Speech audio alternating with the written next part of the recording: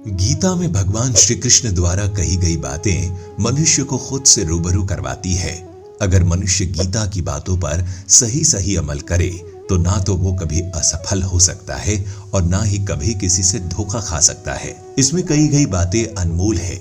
आज के इस वीडियो में हम आपको भगवान श्री कृष्ण द्वारा कही गई 10 ऐसी महत्वपूर्ण बातों के बारे में बताने जा रहे हैं जिसे आत्मसात कर आप जीवन के सभी सुखों को प्राप्त कर सकते हैं। पहली बात, मनुष्य की सबसे बड़ी दुर्बलता क्या होती है? सोचिए, धन, प्रेम, अहंकार नहीं। मनुष्य की सबसे बड़ी दुर्बलता होती है उसके रहस्य। चाहे आप कितने भी शक्तिशाली क्यों ना हो, कितनी भी प्रबल क्यों ना हो, परंतु उसके रहस्य उसके नाश की चाबी होती है। इसीलिए यदि प्रबल रहना है, शक्तिशाली रहना है, सामर्थ्य में रहना है, तो अपने रहस्य को किसी को भी न बताएं, ना मित्र को और ना ही शत्रु को, क्योंकि समय पड़ने पर कौन कब शत्रु हो जाए ऐसा कहना संभव नहीं है। विभीषण को रावण के अमृत कुंड का ज्ञान था, इसीलिए प्रभु श्री राम रावण का वध करने में सफल हो सके। इसीलिए उचित यही है कि आप अपने रहस्य को स्वयं तक ही सीमित रखें। दूसरा, नकल ना करें। मनुष्य जीवन की परीक्षा में सफल होने के लिए क्या नहीं करता? वो परिश्रम करता है, दौड़ भाग करता है, और ये सब करने के पश्चात भी जब उसका काम नहीं बनता है तो वो नकल करने लगता है ना? तनिक लौटिए अपने बचपन में, स्मरण कीजिए अपने बचपन की स्मृतियों का। क्या स्मरण हुआ? विद्यालय में जब आप परीक्षा देने जाते थे तो क्या होता था? आप ना सही परंतु कोई ना कोई सफलता पाने के लिए नकल जरूर करते ही थे और उत्तीर्ण भी हो जाते थे। परंतु जीवन की परीक्षा ऐसी नहीं होती। नकल करने वाला सफल नहीं होता। कारण विद्यालय में सबके प्रश्न पत्र एक होते थे, परंतु जीवन के प्रश्न पत्र और उनकी कठिनाइयां सबसे अलग और भिन्न होती है, तो निश्चित रूप से उनके उत्तर भी भिन्न ही होंगे ना। इसीलिए यदि आपको जीवन में सफलता पानी है तो नकल ना कीजिए, स्वयं के प्रश्नों का उत्तर स्वयं ढूंढिए और सफलता आपकी ही होगी। सफलता और असफलता क्या है? मनुष्य का जीवन हार और जीत, विजय और पराजय, सफलता और असफलता के मध्य झूलता रहता है। आपके साथ भी ऐसा ही होता होगा। जब आप सफल होते हैं, किसी चुनौती पर विजय पाते हैं, तो मन प्रसन्नता से आनंद के उपवन में झूमने लगता है, और जब आप असफल होते हैं तब मन दुख और पीड़ा के सागर में डूबने लगता है। परंतु वास्तव में सफलता और असफलता है क्या? तनिक ध्यान से सोचिए। ये केवल हमारी मनोस्थिति मात्र है।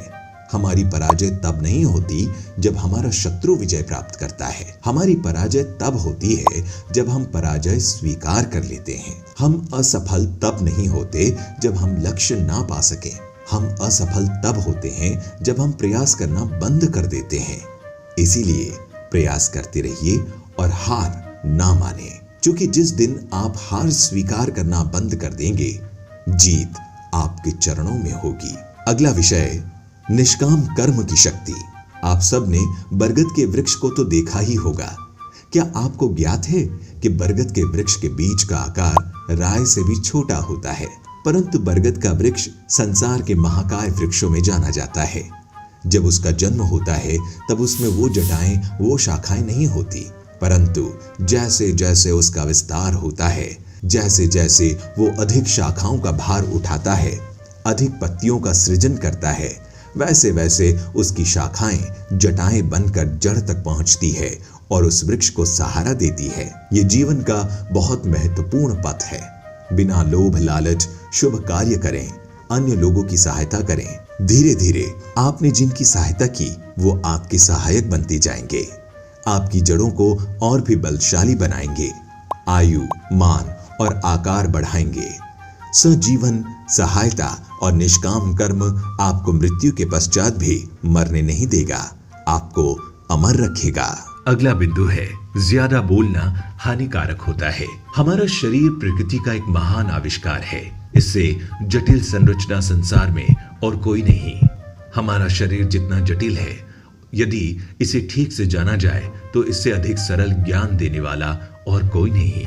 हमारे शरीर में 5 इंद्रियां होती है जो हमें भाव, गुण और वस्तुओं का बोध कराती है। हमारे पास आंख है, नाक है, स्पर्श के लिए त्वचा है, कान और जिह्वा है। सबका भिन्न भिन्न कार्य है। आंखों से देखना, कानों से सुनना, नथनों से श्वास लेना, त्वचा से स्पर्श करना और जिह्वा से स्वाद लेना। परंतु क्या आपने कभी सोचा है, प्रकृति ने हमें 2 आंखें दी, 2 नथुने दिए, 2 कान दिए, स्पर्श के लिए ये पूरा शरीर दिया, परंतु जिह्वा केवल एक दी। ऐसा क्यों?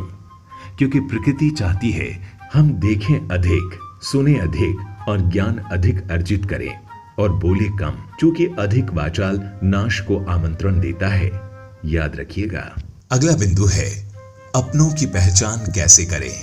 ये सदा ही कहते आए हैं कि यदि आगे बढ़ना है तो अपनों का साथ दो। सत्य कहते हैं, अपनों का साथ देना ही चाहिए, परंतु साथ देने से पूर्व ये अवश्य जान लेना चाहिए कि अपने हैं कौन। क्या अपने वही होते हैं जिनके साथ हमारा रक्त संबंध होता है, या अपने मित्र? अपने वो होते हैं जो हमें सद्कार्य के लिए प्रेरित करें, हमें आगे बढ़ाए, हमारा साथ दे। और वो जिनका साथ देने से समाज का नाश हो, धर्म की हानि हो, वो सगे होकर भी सगे नहीं होते। इसीलिए जब अपनों की परिभाषा का चुनाव करें तो उन्हें अपना माने, जो आपका साथ दे। अगला है प्रगति के लिए जरूरी है अपनों से दूर होना। आप जिनसे प्रेम करते हैं सदा उनके समीप रहना चाहते हैं, नहीं चाहते कि कभी अपनों से दूर होना पड़े, बिछड़ना पड़े। परंतु एक पश्चात अपनों से दूर हो जाना उन्नति के लिए आवश्यक है। आप माता पिता है ना, यदि आप अपने संतान के जीवन के हर पग पर उनका मार्गदर्शन करते रहेंगे तो आपकी संतान स्वयं मार्ग चुनना कैसे सीखेगी, मार्ग के कांटों से स्वयं को बचाना कैसे सीखेगी। इसीलिए एक समय के पश्चात अपनों से बनाई गई दूरी सदा लाभदायक रहती है। सकारात्मक सोच की शक्ति। आज मैं आप सबको एक कथा सुनाता हूँ। एक दिन एक व्यापारी अपने घर से निकला।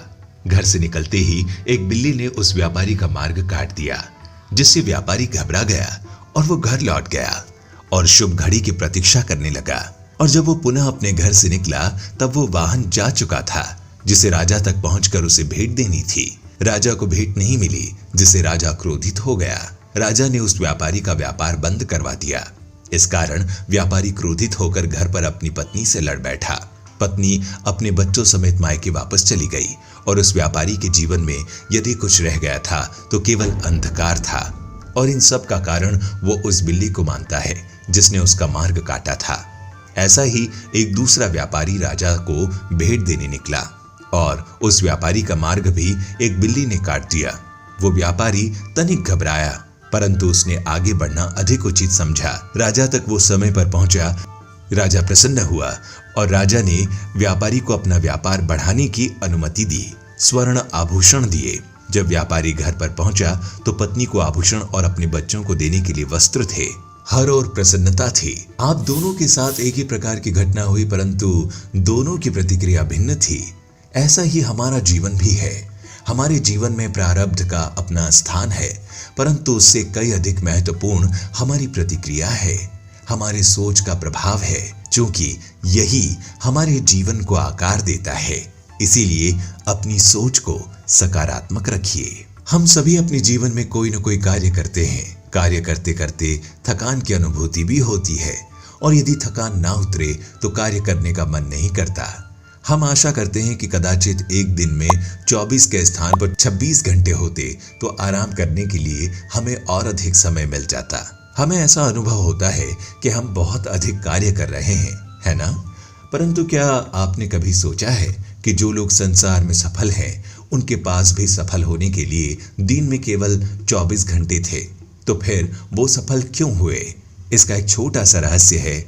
वो कार्य चुनते हैं जो उन्हें प्रिय है, जिसे करने में उन्हें आनंद आता है। उन्हें लगता ही नहीं कि वो कार्य कर रहे हैं, उन्हें लगता है कि वो प्रतिफल आनंद मना रहे हैं। और जब आनंद मनाते हैं तो थकान कैसी?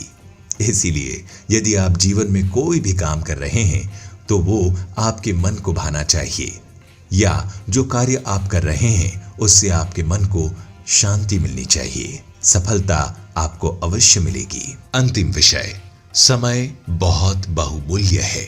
कभी सोचा है कि हमारा जीवन भी उस रेत की घड़ी की भांति है। जो रेत नीचे गिर चुकी है वो हमारा अतीत है, और जो अब भी ऊपर है वो हमारा आने वाला भविष्य है। और वर्तमान ये संकुचित स्थल है जहां से धीरे धीरे करके रेत गिर रही है। अर्थात हमारे पास जीने के लिए यही एक क्षण है। उसका उपयोग कैसे करना है ये हम पर निर्भर करता है। जो बीत गया उसका दुख मनाना है, या जो भविष्य में आने वाला है उसकी प्रतीक्षा में क्रोध करना है। सब कुछ करने के लिए यही एक क्षण है। प्रसन्न रहना है तो उसके लिए भी यही एक पल है। प्रतीक्षा करते रहोगे तो ये पल भी भूतकाल में बदल जाएगा।